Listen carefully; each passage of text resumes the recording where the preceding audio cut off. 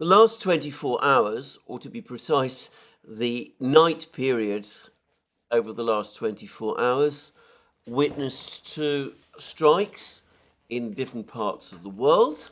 One, a absolutely massive strike by the Russians across large parts of Ukraine. Another, a minimalist strike, presumably by the Israelis, against a number of targets in Iran, though it should be said that that strike was supplemented by airstrikes carried out, one must assume, by the Israeli Air Force against targets in Syria and Iraq, and I suspect and presume Lebanon also.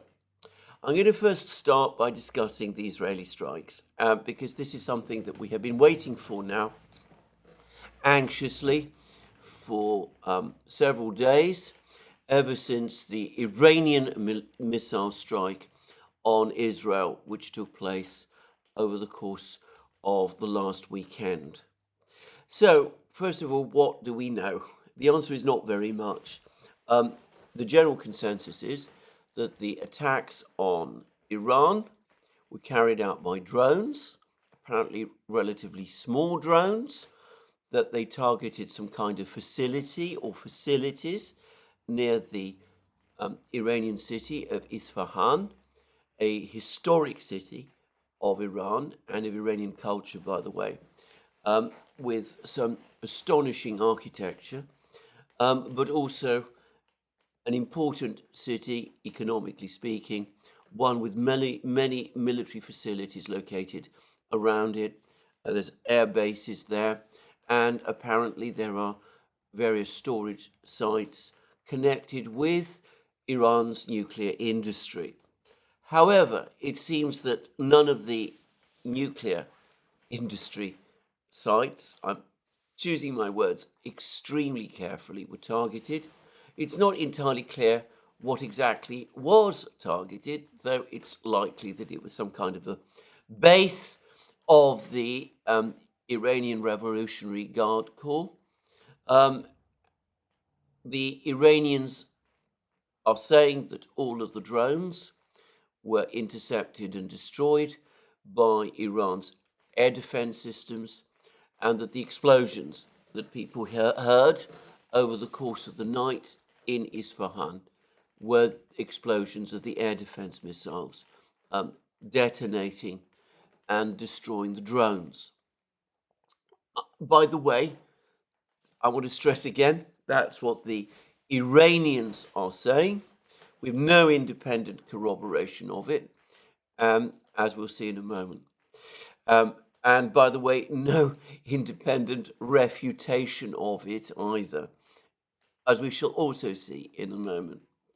Now, there's some confusion as to where the second strike in Iran took place. I've seen some reports that suggest that it was against Tehran or some kind of facility close to the Iranian capital, Tehran.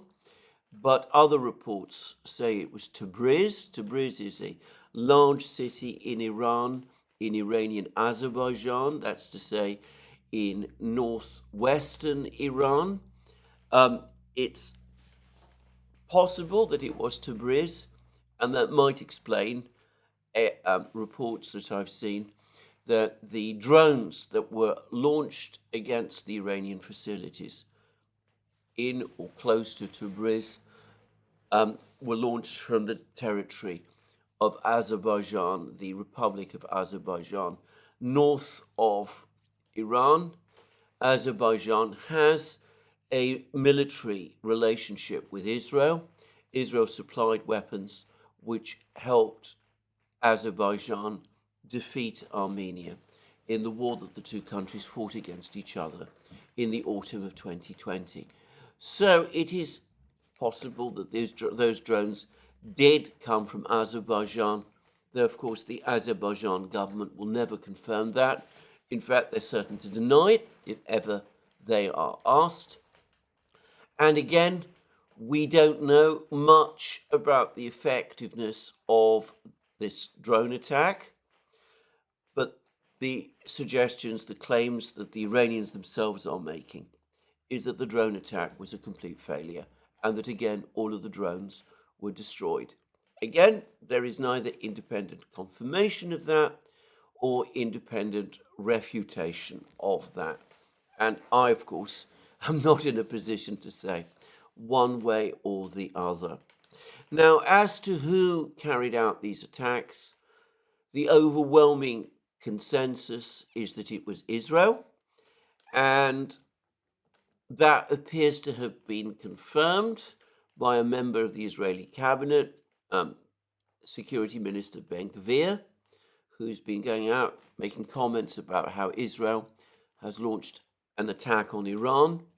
Apparently, this has been ill-received by other members of the Israeli cabinet who did not want to confirm that Israel was in fact the party that was engaged in these attacks. That is an interesting fact in itself. And of course, what it also means is that since Israel is not admitting to having carried out these attacks, it is not providing us with a post-attack report of what this attack achieved, or what these attacks rather achieved. So that's one of the reasons why we have no refutation of the Iranian claims that they shot down all the drones. As we will see in a moment, Israel's silence, which is interesting in itself, is enabling the Iranians for the moment to present their narrative that all the drones were shot down and that the attack in effect did no damage at all. That narrative from Iran is going unchallenged. Now, that doesn't, of course, mean that that narrative isn't true. Perhaps it is, but as I said, it is important to remember that we're only getting the Iranian side of the story. Now, there were other attacks on other positions outside Iran, and I think again here it's widely acknowledged that it was Israel that was involved. We're hearing that some of these attacks took the form of airstrikes. That suggests that the Israeli Air Force was involved. I'm not got anything like a complete picture of what these attacks amounted to. There's a suggestion that a building in Baghdad, the Iraqi capital, was destroyed, and that the Israelis had information that an important meeting was taking place in this building involving perhaps Iranian officials, but also officials from the various Iraqi militias which are allied with Iran. Anyway, there we are. That's all that we know about this attack for the moment. There's no reports of missile strikes by Israel against Iran, and no reports so far of the Israeli Air Force having actually attacked Iran. And the International Atomic Energy Agency has confirmed that there have been no attacks against Iranian nuclear facilities. So, what are we to make of all of this? Firstly, we need to acknowledge that we don't know what the purpose of this attack is. It could be, for example, that this is the first blow that Israel is intending to follow up with other more powerful attacks over the course of the next few days, perhaps over the course of this weekend, and that this blow, these additional blows, will be the big retaliation that the Israelis, or at least some sections of the Israeli media, have been talking about. Alternatively, it could be that we have just witnessed the retaliation, and that might indeed be the case is strongly suggested by reports appearing right across the media in the West today, that the United States is in effect saying as much. It's briefing the media that this is the Israeli retaliation, and that the Israeli retaliation has been calibrated again at a level at which it is felt that Iran is not under pressure to respond, and that therefore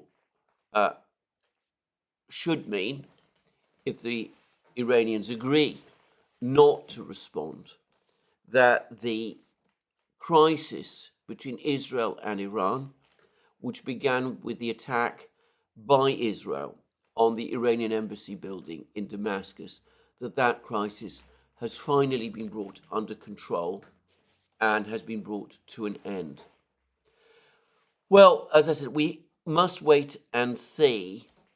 My guess at the moment is that these American briefings are correct and that this is the retaliation.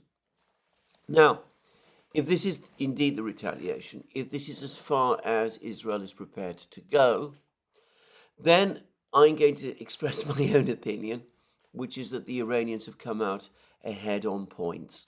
Firstly, they have demonstrated that attacks on their embassy buildings are not going to go unanswered. That if Israel does attack their embassy buildings in future, Iran will respond, and it will respond by launching big missile strikes against Israel.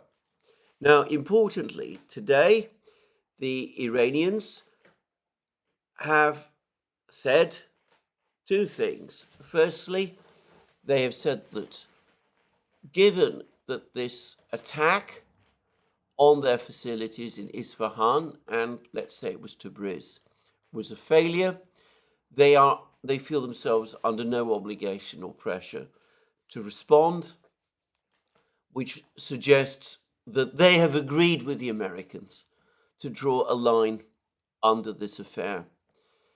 Secondly, they're now issuing statements which flatly contradict the briefings that we had been receiving a few days ago about Iran's use of advanced liquid-fueled missiles against Israel with hypersonic warheads.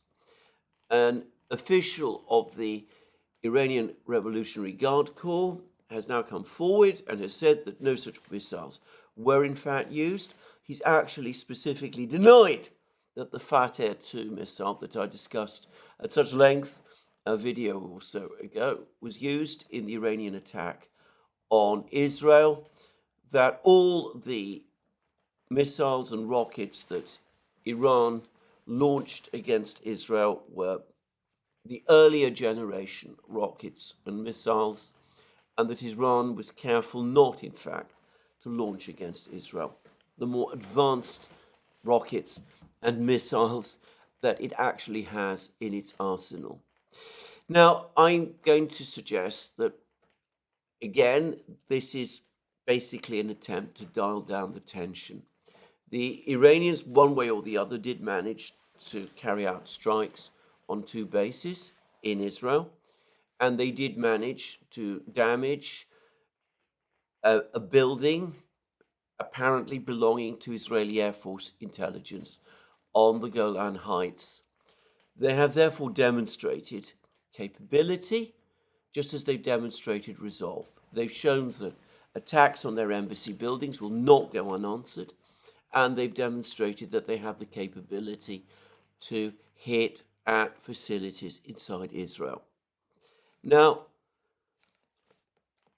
by walking back earlier claims that they used advanced missiles and that these missiles were able to penetrate Israeli defenses, they are in effect lowering the temperature.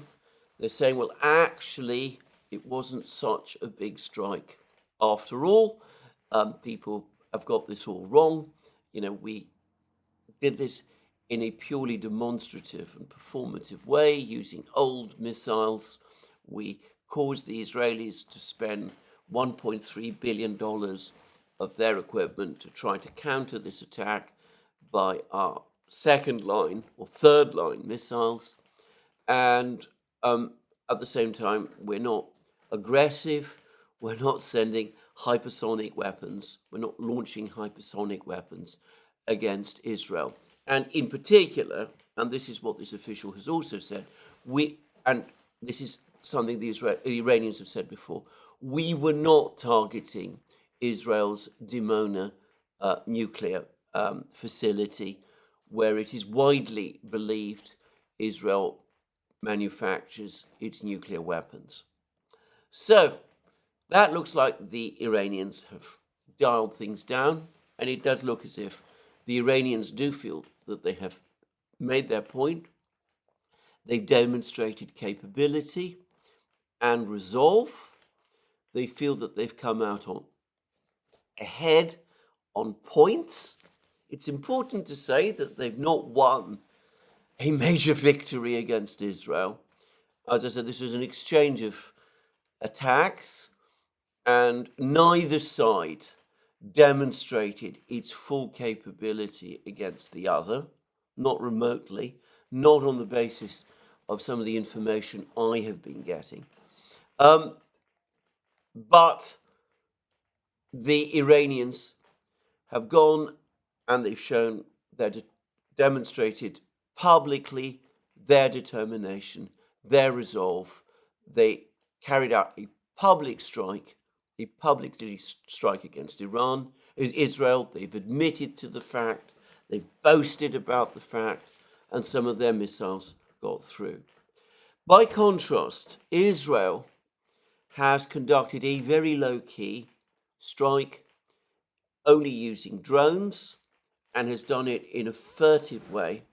Not only is it not taking responsibility for the strike, but it is, if anything, concealing its involvement in a way that suggests that it's almost embarrassed by what it has just done.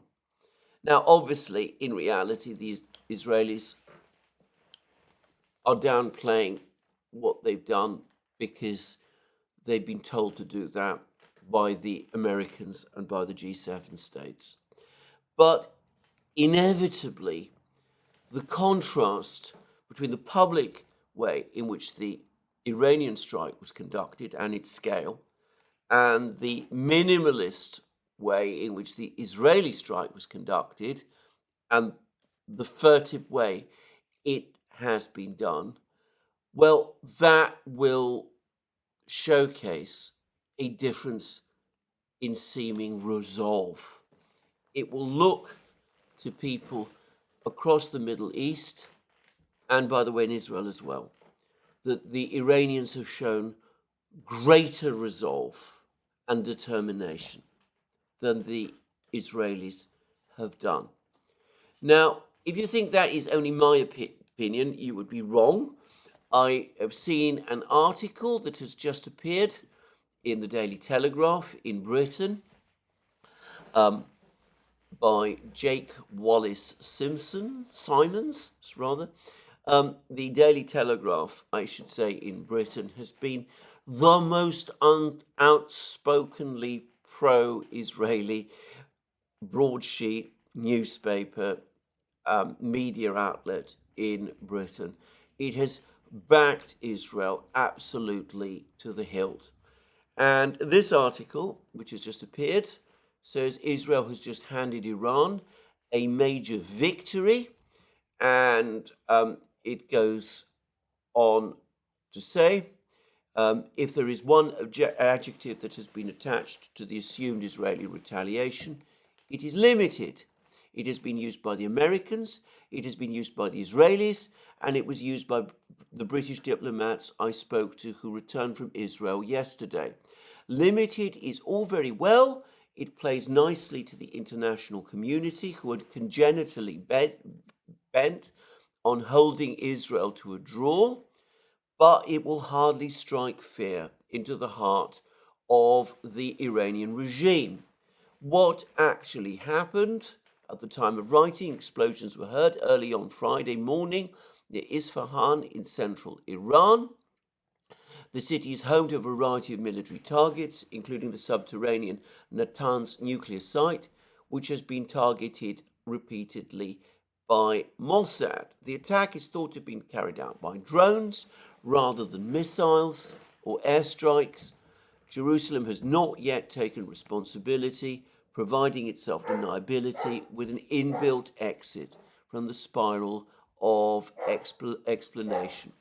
The full details are yet to come out, but was that really it? Was that really the only response to hundreds of missiles and drones fired at Israel last week, costing a reported $1 billion in defenses and demanding an international response? If the price for such a major assault is one limited jab at an airbase, then that is extremely favorable to Iran. The lesson for the Ayatollah, they mean Iran's supreme leader, Ayatollah Khamenei, is clear. Next time, double the payload, it's worth it. Now, as to the last point, I beg to disagree. But anyway, there we are. And I am fairly sure that in Israel itself, there will be the same response. People will say within Israel, is this it? Is this all we're going to do in response to what the Iranians have done? Are we going to play it so soft? Are we going to maintain deniability? The Iranians threw a punch at us, and all we've done in return is give the Iranians a tap on the wrist. Well, I'm going to make my own feelings about this very clear. If this is the end, even if this is an instance of Iran coming out ahead on points, the Israelis have acted wisely in limiting their reaction. The Israelis started a very dangerous cycle of escalation by the attack on that Iranian embassy in Damascus. The Iranians had to respond, or so they felt, to this provocation. There was a real risk, that if the Israelis had responded on the same or even greater scale against Iran, then the Iranians had already made clear that they would respond in kind, and we could have found ourselves fairly soon in an uncontrolled war in the Middle East. The United States has made absolutely clear that with commitments in Ukraine that are already straining American capabilities, with a challenge in China, from China and over Taiwan and the South China Sea, the United States does not welcome another major conflict between Iran and Israel in the Middle East at this time. The Israelis, in my opinion, when they struck at that embassy building in Damascus, were probably looking to start a wider conflict, and probably were also looking to involve the United States in it. The conflict in Gaza has not gone well, as I've discussed in many programs, as parts of the Israeli media are now admitting, as has been admitted on the pages of the Wall Street Journal. So there is a kind of logic why Israel would want to escalate the situation and start a general war in the Middle East as a means of getting itself out of the hole it has dug for itself in Gaza. But without the United States,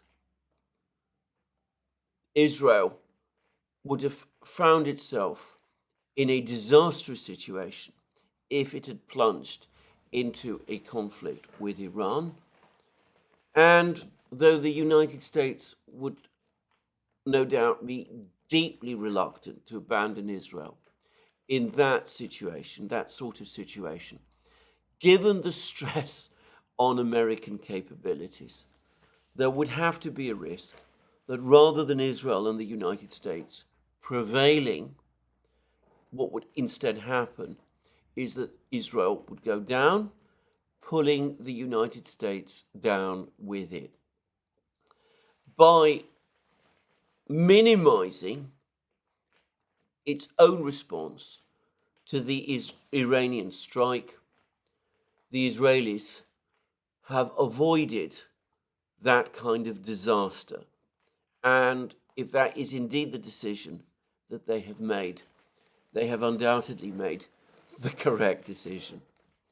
Now, the United States has had to pay, I suspect, a significant price in all of this. And one of the steps it's taken, and I think this cannot be divorced from the events in this conflict between Iran and Israel. The United States, in order to show to Israel that it still supports Israel, despite its pressure on Israel to pull its punches in its response to the attack by Iran, the United States has probably been hardened in its resolve to veto a proposed resolution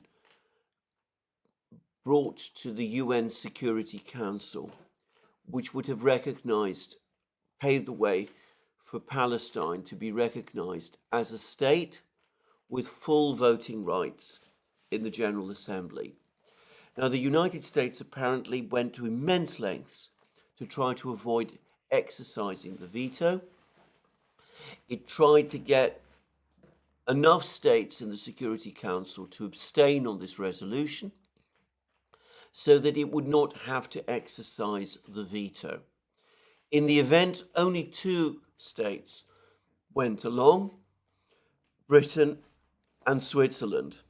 So the United States, seeing a situation in which the resolution would pass, was obliged to vote against it after all, and to exercise its veto to block it. Now, that is in itself bad enough, and it has resulted in strong criticism of the United States from Russia and China, and doubtless from other countries. The United States, however, can probably absorb that. But the American ambassador, over the course of the debate, gave a massive hostage to fortune, and one which I think in time the Americans may come to regret. The American ambassador said that the United States did support eventually the grant to the Palestinians of full statehood rights, including the right to vote in the General Assembly as one state amongst all the others. However, that would only happen once there had been a full, proper, and complete peace agreement between Israel and the Palestinians. Now, Israel, for the moment at least, is fiercely committed against any recognition of any Palestinian state now or at any point in the future. So it is very difficult indeed to see that the Israelis would ever agree to a peace treaty which recognized a Palestinian state, and following from the logic of what the Americans have just said, that means that the United States is never going to recognize a Palestinian state either, or allow that state to obtain voting rights in the General Assembly. But it actually gets worse than that, because what it now means is that the Israelis, in effect, have a right of veto over whether or not the United States itself recognizes a Palestinian state at any point in the future. The Israelis can simply refuse to negotiate with the Palestinians, or more probably, they can engage in negotiations which they can spin out indefinitely, as they have done many times in the past, and which fail to come to any kind of outcome. And the United States, based on what it has now said, is trapped in a position where if the Israelis act on these kind of tactics, it will not and cannot recognize a Palestinian state or allow that state to take its place in the General Assembly. The United States has, in other words, in effect, granted Israel veto rights on international recognition of Palestinian statehood. Now, both the Chinese and the Russians, in effect, pointed that out, and they said that the United States would be held to account ultimately for what it had done and would face the penalty of history for its actions. Well, there we are. It is very typical, by the way, of the way the Biden administration behaves, that they get themselves out of a problem, not a problem like avoiding a war in the Middle East at this particular time, with a presidential election on the way, by creating potentially an even bigger problem for the United States in the future.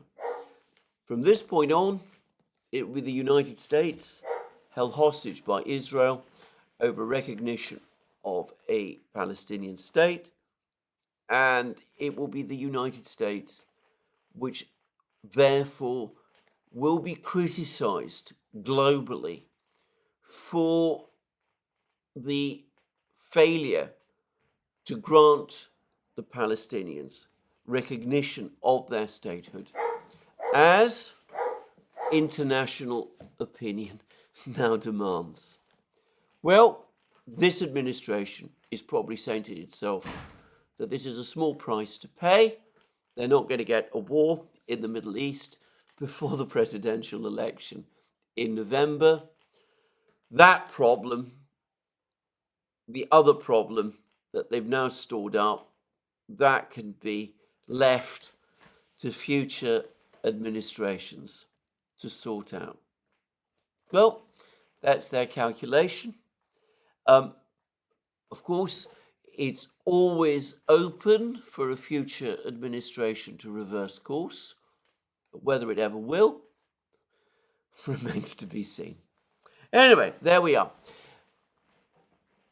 To go back to my initial points, it is possible that the major Israeli strike is still to come, in which case I'm afraid the analysis I've just set out in this program will be shown to be wrong, and that, in fact, the Israelis have gone all in. If that happens, by the way, then it will be confirmation that the United States has lost control of the situation and of the actions of its key ally, Israel. But for the moment, as of today, as of now, I'm going to stick to the analysis that I've given. I'm going to act on the assumption that this is the point where the line is drawn under this affair, the affair between Iran and Israel, and that we have escaped the worst outcome. What that will mean, by the way, is that attention will now once again shift back in the Middle East to what is going on in Gaza, where the Israelis, who've had to pull their punches in terms of the attack on Iran, look like they're going to try to re-establish what they would call credibility by pressing forward with their offensive against Rafah. So, even though we've escaped a war between Israel and Iran, which would involve the United States, at least for the moment, the general crisis in the Middle East, whose epicenter, of course, remains Gaza, has not gone away. But that is a topic I will discuss again in future programs. Now, let's turn to that other strike, the really big missile strike. If the Iranian missile strike last weekend was mainly performative, if the Israeli military strike against Iran absolutely was, then the Russian missile strike and bombing strike that took place last night was in massive and deadly earnest. And it appears to have been conducted on a huge scale, and we see lots of different aircraft and missile systems operating and being used against Ukraine in all sorts of different locations. And the major focus of these attacks appears to have been two cities, Dnipro and Kharkiv again. And as I said, the attacks do seem to have been on an enormous scale. Now, over the course of the last few days, there's been various other Russian missile strikes. There were the missile strikes I discussed in several programs over the last couple of days against Ukrainian facilities in Slavyansk and Chuguyev, which supposedly caused the deaths of several, or perhaps many, senior Ukrainian officers. There was another big missile strike about a day or so ago against against a building in the Ukrainian town of Chernihiv. Apparently, a large number of Ukrainian soldiers were also killed in that strike as well. But the ones that we have seen over the last night were massive. And they involved many different types of drones and missiles. Certainly KH-101s appear to have been used in, well, some quantities. We don't know how many.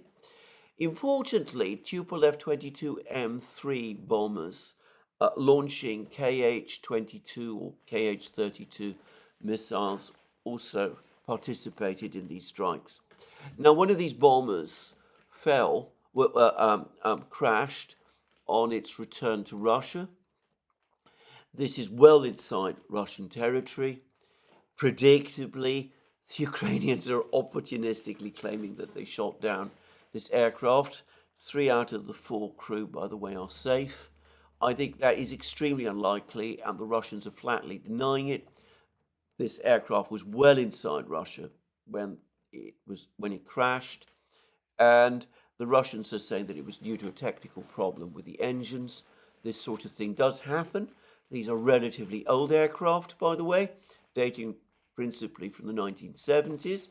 Even though they have been modernized, I think that we can accept fairly safely the Russian explanations. It's not surprising that the Ukrainians are on what appears to have been a disastrous night for them, clutching at the loss of this Tupolev 22M3 to claim that they've at least achieved some success with their air defense system over the course of last night. By the way, they're also claiming for the first time to have shot down 2 KH-22 missiles, which again seems to me consistent. If you can come along and pretend that you shot down a Tupolev 22M3, why not pretend that you've also shot down the big missiles that it carries, even if you have on many previous occasions admitted that your air defense capabilities are not capable of shooting these missiles down. I'm not going to waste more time with that. Now, As is always my way, I'm not going to try and analyze this strike today, at least not in detail. It seems that massive damage was caused. One airfield near Dnipro appears to have been particularly severely attacked. 2 or 3 MiG-29 fighter jets, Ukrainian fighter jets there, appear to have been destroyed. All kinds of other facilities there appear to have been destroyed as well. There have been apparently attacks on more power station installations near Kharkiv, and no doubt other facilities in other places have been attacked and destroyed as well. As I said, I'm not going to try and analyze exactly what has happened today. I think we will have to wait a couple of hours, firstly to see what the Russian Defense Ministry itself tells us about this strike, and also to try and get more reports on the ground to get a better sense of what exactly has happened and what the effect of this strike has been. But for the record, it does seem to me once again that if we discount, as I certainly think we should, the Ukrainian claims to have shot down the Tupolev 22 M3s, the Ukrainian air defense system was completely absent. All of these locations and positions that the Russians launched strikes against were destroyed or were hit, and there's no sign that the Ukrainian air defense system was able to parry or intercept any one of these attacks. By the way, on that topic, I've noticed that the Russian air defense system, the Russians are claiming that they destroyed over the last couple of days more Ukrainian S-300 missile launchers, and I believe that they've claimed to have destroyed at least 3 batteries of missile launchers, though I noticed that in their very latest report, which is for the events of the last week, they seem to be saying that the missiles, the equipment that was destroyed, they're talking about, here we go, 4 S-300 anti-aircraft missile launchers, as well as 1 Iris-T anti-aircraft missile launcher, and various 2 air target guidance radars. By the way, and this almost certainly relates to the failed Ukrainian attack on the Jankoy airbase, which took place 2 days ago, which I also discussed, when the Ukrainians attacked the Jankoy airbase with ATACMS missiles, allegedly 12 ATACMS missiles. The Russians are saying that they shot down 10 ATACMS missiles, 10 out of the 12, as well as 6 Storm Shadow cruise missiles. It looks as if the attack not only failed to destroy any Russian air defense systems around the Jankoy base, but was disastrously unsuccessful.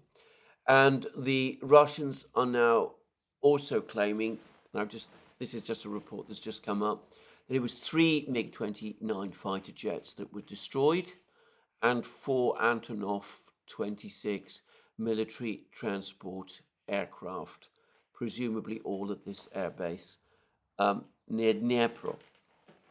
Now, at various points in the recent fighting, the Ukrainians have launched airstrikes on advancing Russian troops, and amongst the other claims the Russians are making, they claim that they've destroyed, that their air defense shot down 5 French-made Hammer and US-made JDAM aerial bombs, 2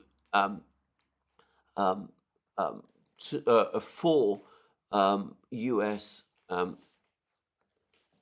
made MALD aerial false targets. And by the way, they're also claiming that they shot down 2 Tochka-U tactical missiles. Now,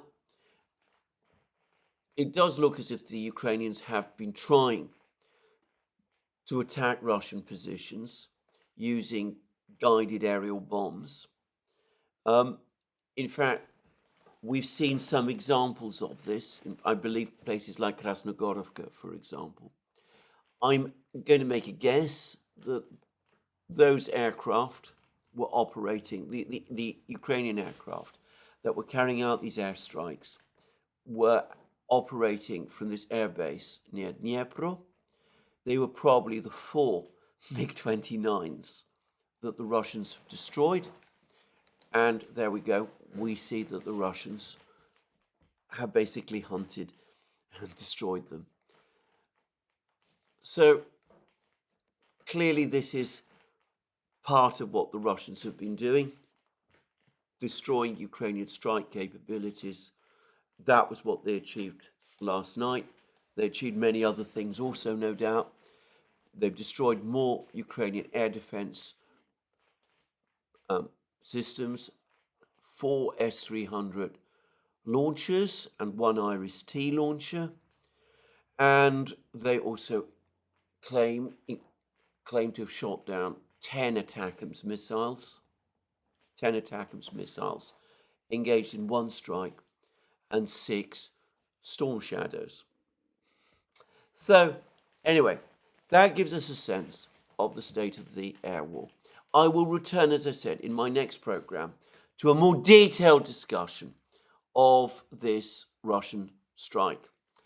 But alongside this Russian strike, we're also getting more and more information about what is happening on the battlefronts.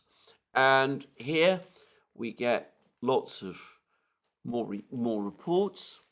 The Russians appear to have carried out a major bombing strike. This is with fab bombs of Ukrainian positions in the far western part of Novomykhailovka, where the Ukrainians still have positions. There's now lots of reports from the Russian sources over the course of today that suggest that that is the effective end of Ukrainian defenses in Novomykhailovka, and that the battle for Novomykhailovka has ended. Well, there have been at least 2 claims about that in recent weeks. We'll see whether this is true, but that this bomb strike did take place. Well, there are pictures of it, and it's pretty spectacular as well, I should say. So, fighting there taking place. The main fighting, however, continues to be in the Avdiivka sector. At least that's where we're getting the most news. I suspect lots of important things are happening around Chasiv Yar, but we're getting less information about that. But major fighting taking place in Avdiivka. Now, yesterday, I said that the Russians had broken through into Ocheretino, and this has been confirmed by all parties. The Russians have now consolidated a foothold in this not very big village. Over the last 24 hours, the Russians have captured more ground, both to the west and east of the railway that leads towards Ocheretino. It's widely assumed that before they attack and try to capture Ocheretino itself, they will attempt to capture the village of Novobakhmutivka, which lies directly south of Ocheretino and west of the railway along which the Russians have been advancing.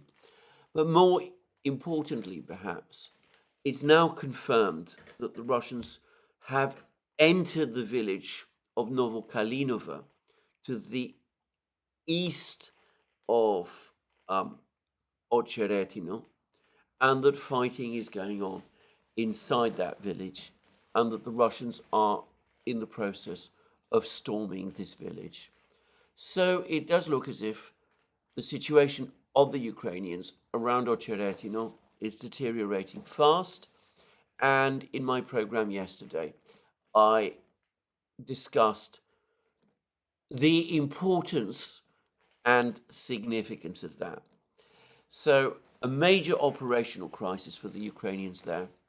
And we've also now had some more reports from Krasnogorovka. This is the place to the south of Avdiivka, this other fortified town. Again, the reports are not always clear, not always consistent. In my program yesterday, I said that the Russians control 40% of Krasnogorovka. That's how it looks to me, looking at the maps.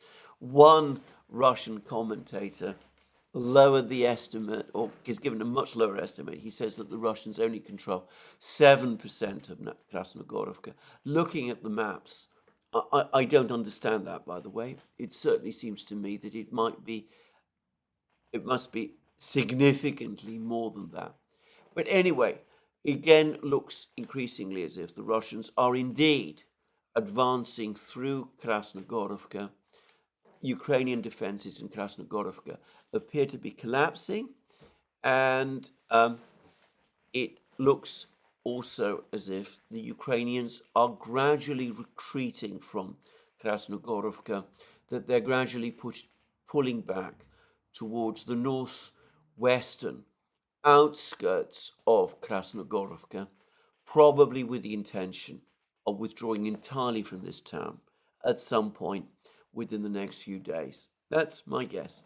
Anyway, now I think we've also had some clarity about what is happening in that village of Nivolskoye, a little to the north of Krasnogorovka. There were reports, which I touched on a short time ago, about the Ukrainians having recaptured this village. I was always skeptical about those claims. I noticed that the commentator pro-Russian commentator who still says this, is citing a source which supposedly shows that the Ukrainians are located inside this village. I follow the link, and the source doesn't say that at all. It says that there are still Ukrainian troops located in the fields next to Nivolskoye. And that is correct. The Ukrainian troops are indeed present in the fields around Nivolskoye, and there are lots of reports now, which appear to be confirmed again from multiple sources, that Russian forces pushing south from Pervomaisky are close to encircling, surrounding these troops in those fields, and there are some claims that the Ukrainians, seeking to avoid being surrounded, are in the fact in full-scale retreat. Anyway, the battle for Krasnogorovka, one way or the other, looks to me like it's gradually coming to an end. And along the way, apparently there is now clear photographic evidence that the Russians are well inside Nitailovo, the city immediately to the west of Pervomaisky. There's apparently photographic evidence and film evidence of them in occupation of some of the roads and buildings inside this village. Relatively small place again. I cannot imagine that the battle for Nitailovo, once it takes place, will take very long. Now, we've not had reports about what's going on in the Bakhmut area and Chasiv Yar, not many detailed reports. As I've said many times, the absence of reports doesn't mean that dramatic attack events are not taking place around Chasiv Yar. Almost certainly they are. All it means is we are not yet being told about them. The last I heard is that the Russians were closing on this village of Kalinina on the hill and were working towards encircling the micro-district, both from the north and from the south. It's quite likely that there's been more developments there. The fact that the Azov Brigade, or the 3rd Assaulted Brigade, as it now calls itself, is refusing to be relocated in Chasov Yar. All of that, to my mind, tells its own story.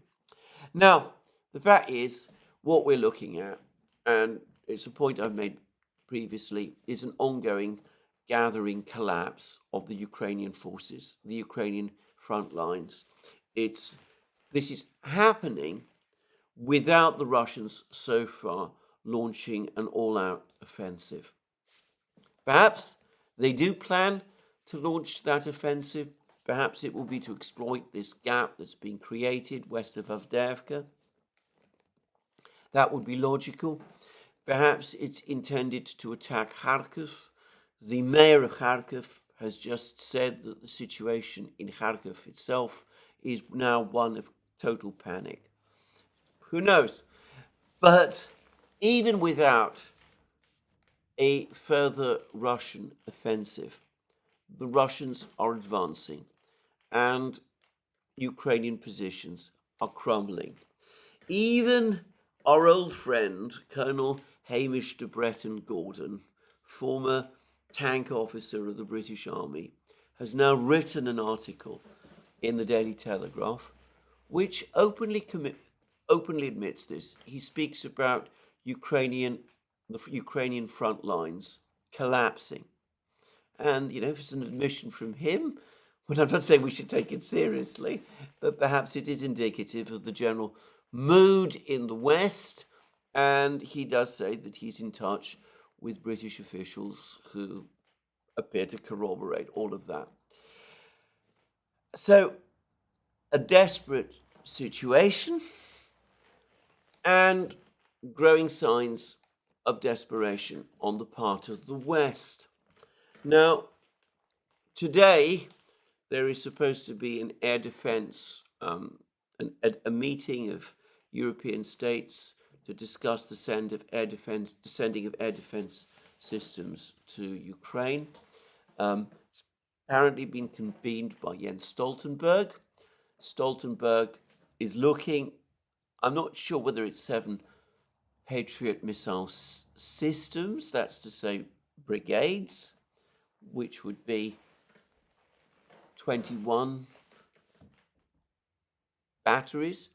That would be a major increase in capabilities, or whether it is in fact just 7 batteries, which is essentially the same number of batteries that the Russians have destroyed over the last few weeks, just saying. But anyway, there is apparently a discussion about this. It's an attempt to put pressure on European states to provide these batteries. The Americans seem to be ruling that out. The Germans have agreed to provide 1 system, apparently, maybe 4 batteries, but Dima at the Military Summary Channel suggested it was to protect the gas storage facilities in western Ukraine. That is probably true, but as I pointed out, if the Russians were to deploy hypersonic missiles against that gas storage facility, the Patriot missiles would not be able to intercept those hypersonic missiles. We've already seen ample demonstrations of this. Anyway, there is a discussion about providing Ukraine with more systems. And of course, and as I discussed in my program yesterday, we see Speaker Johnson infuriating the Republican base by deciding to put forward proposals, to put forward a bill, standalone bills for funding for Ukraine, alongside funding for Taiwan and Vietnam. Oh, sorry, not Vietnam, so Taiwan and Israel. Freudian slip there. Without extracting from the United States extracting from the Biden administration any commitments to tighten control of the border. This is, by the way, provoking furious reactions from the media outlets that reflect the opinions of the Republican base. This is an article, the headline of an article in the Federalist, very much an outlet of the aligned with the populist wing of the Republican Party. Its title reads, "Just like Democrats and Joe Biden, Mike Johnson supports an open southern border." And he goes on to say there's a very simple logic to the Democrat position on Ukraine. Its continued welfare sponsored by American taxpayers is very important, but it's not more important than maintaining an open southern border for the world's, well, it then makes some very strong claims about the kind of people who are crossing the border, which, in light of the sensitivities of this platform, I'm not going to repeat. So it's more important to keep the border open. And it also says that the indisputable Democrat position also is to insist that there's nothing more urgent than sending tens of billions of dollars more to Ukraine. They're not willing to countenance any step to close the border, even if that means sacrificing funding for Ukraine. Keeping the border open for the Democrats, supposedly, according to the Federalist, is the overriding priority. And it is the priority that Johnson himself, Mike Johnson, has accepted. It's an untenable position that brings us to House Speaker Mike Johnson, a Republican who has stunningly revealed himself this week to hold the exact same position. Immediately after he was elected to lead the House in his party, Johnson emphatically stated in public multiple times that solving the border crisis was not just a priority, but mandatory. Any national security package has to begin with the security of our border. We have to effect real policy change at the border, and that is a necessary condition to anything we do going forward. When, however, Democrats presented their bipartisan bill to legalize nearly another 2 million aliens per year, enough Republicans walked away to kill that bill and any further welfare for Ukraine. So it shows that the Republicans are still committed to this. But Johnson, after a few meetings with Biden administration officials, is now on the same side as the Democrats. He's calling himself a wartime speaker, a consequential figure of historic precautions, and promising to put up another round of legislation for Ukraine after having secured nothing on the border.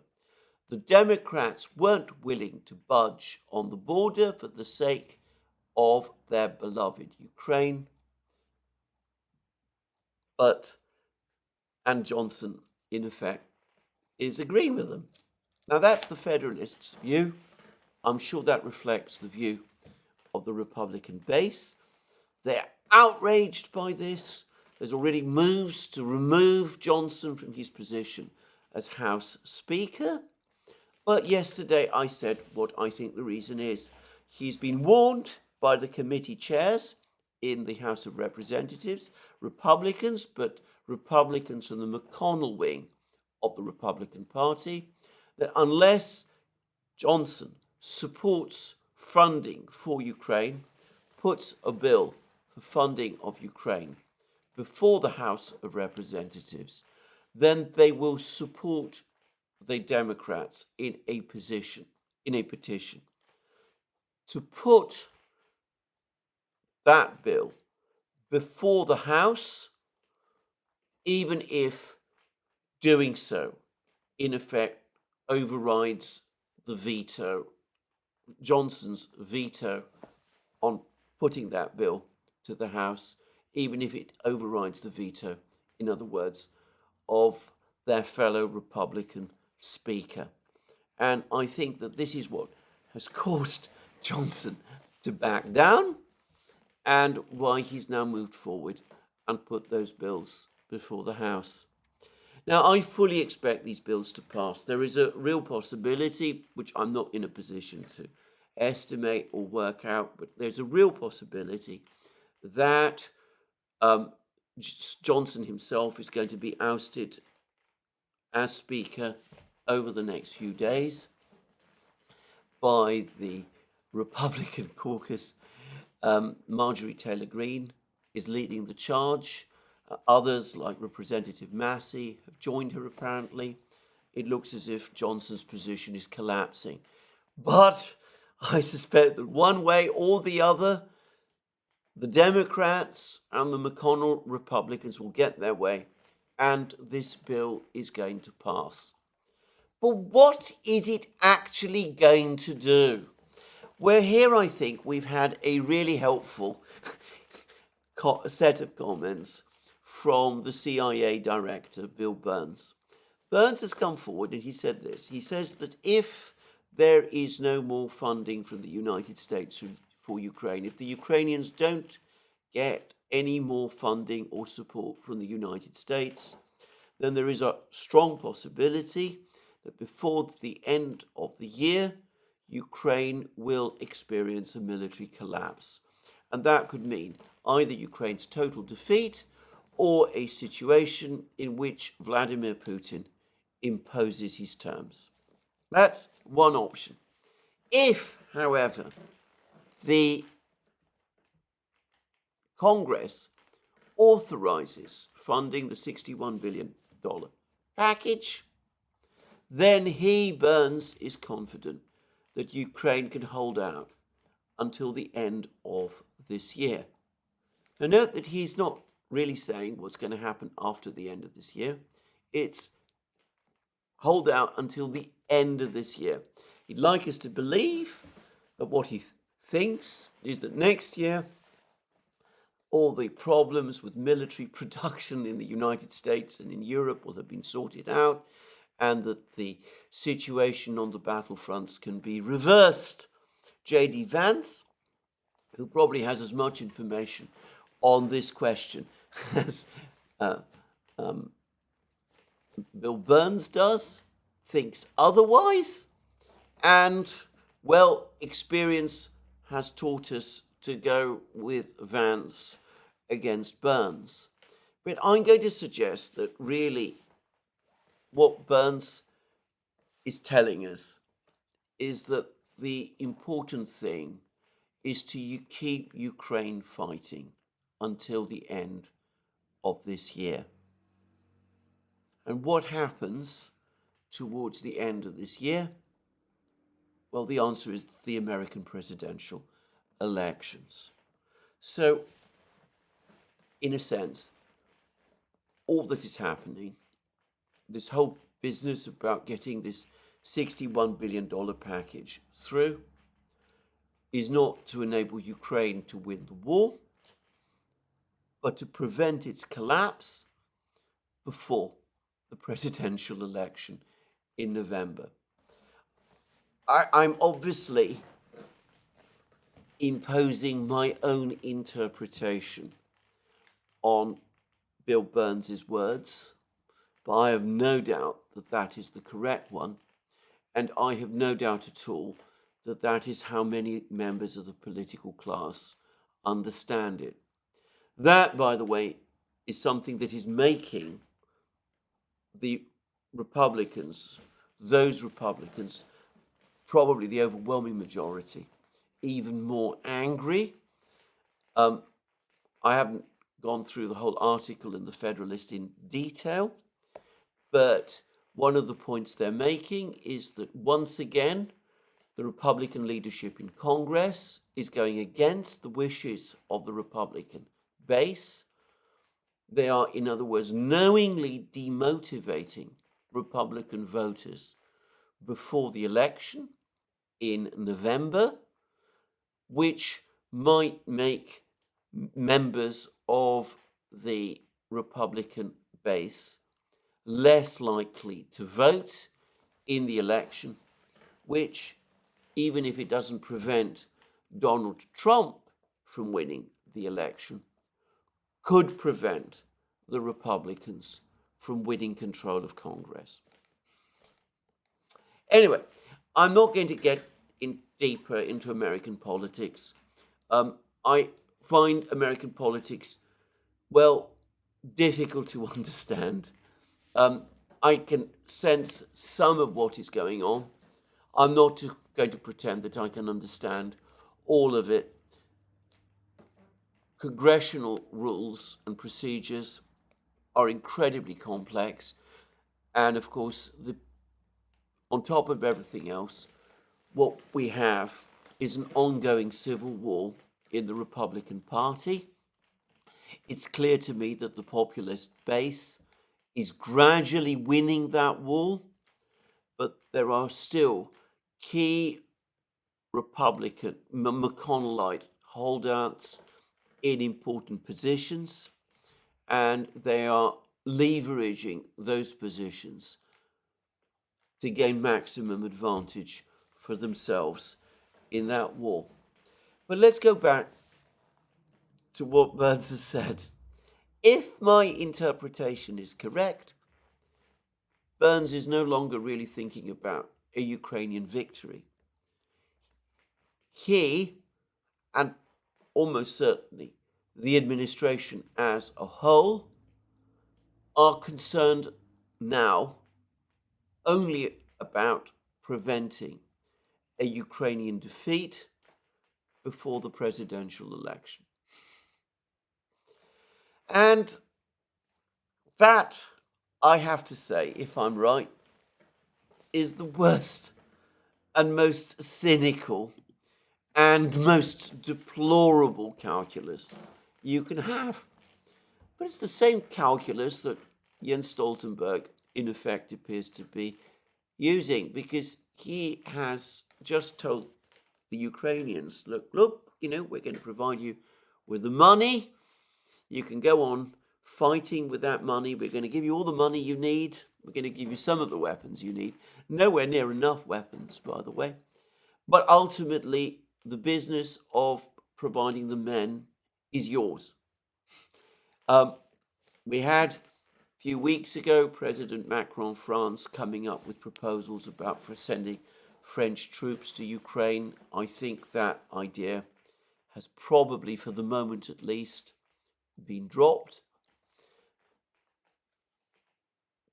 But the West is going to come up with some missiles, not enough. Some shells, not enough. The latest word, by the way, is that President Pavel's plan to find shells on the international arms market has now well and truly and finally and conclusively collapsed. Even Czech officials are apparently quietly admitting that the shells are not to be found, or at least not to be found at any remotely reasonable price. Why am I not surprised?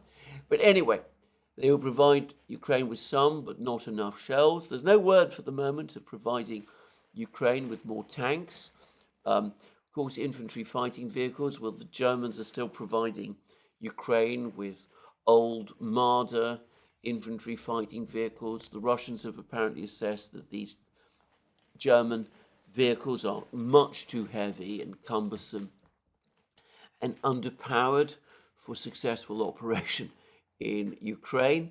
Anyway, the West will supply Ukraine with some weapons, an awful lot of money, but then, of course, money doesn't necessarily buy you victory or even more arms. But it's the Ukrainians who must shed the blood. They must go on fighting. No talk about negotiations. No suggestion that we should negotiate with the Russians, try to find some kind of solution to the war. We should just go on fighting. And when I say we should go on fighting, of course, the Ukrainians should go on fighting. They should enlist all their young men that they can get hold of, throw them into the battle with disastrously inadequate training against a Russian military that is getting stronger every day.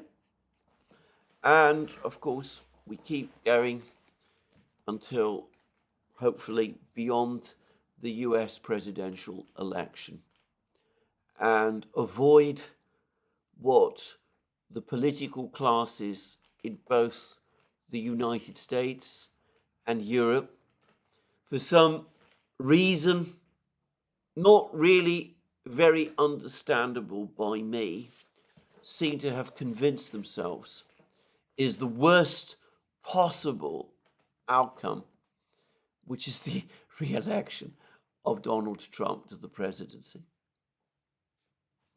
I have to say, the callousness of this absolutely shocks and appalls me. But there it is. Now, let me just finish by making one specific point.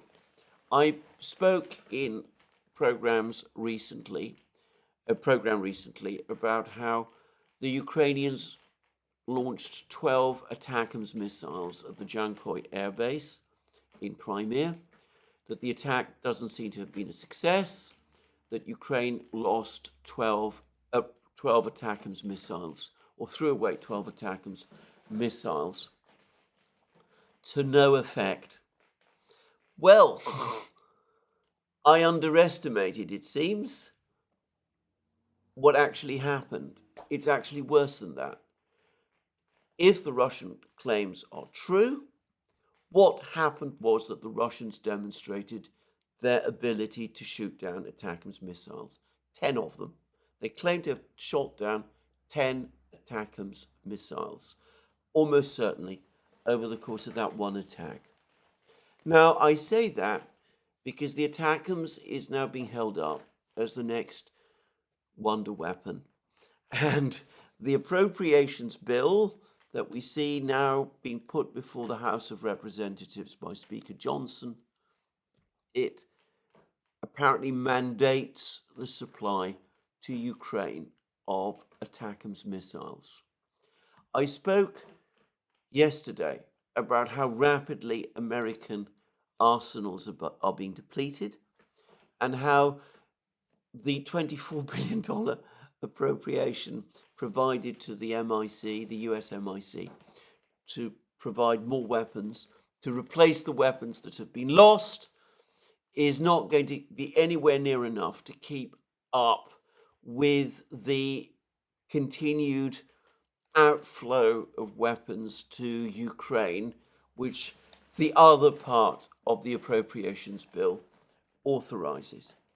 Well, here we see a demonstration of this. Seems over a few hours, 10 ATACMS missiles, of which there is not by any means a massive supply, were lost.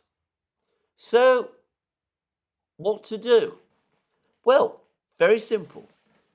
Just give the Ukrainians a shovelful more so that they can deplete America's arsenal of ATACMS missiles even more quickly. Now, I can see how this all works to the advantage of the MIC. They can gain nice contracts to buy themselves more production to increase supply of ATACMS, well, not ATACMS missiles, they're out of production, but whatever of the missile that apparently is planned eventually to replace the ATACMS. But if your concern is the military capabilities of the United States, well, this seems to be an illogical, even perhaps perverse thing to do. But the imperative of preventing a Ukrainian collapse before the election apparently requires it. I think that when the events of this war are studied by future historians, they will be speechless with astonishment. Anyway, that's all I'm going to say in this program today. More from me soon. Let's see what the Israelis do, if anything, over the next few weeks. Hopefully, as I said, the Iran-Israel confrontation is now winding down and has been brought under control. And obviously, we must wait and see what more happens in Ukraine. And I will be coming back in my next program to discuss the effects of this massive Russian missile strike. That's me for today. More from me soon. Let me remind you again that you can find all our programs on our various platforms, Locals, Rumble, and X. You can also support our work via Patreon and Subscribestar. Links under this video. Don't forget to check out our shop, where you can find all sorts of amazing things: magic mugs, hats, hoodies, t-shirts, sweatshirts, all those great things. And last but not least, if you liked this video, please remember to tick the like button and to check your subscription to this channel. That's me for today. More from me soon. Have a very good day.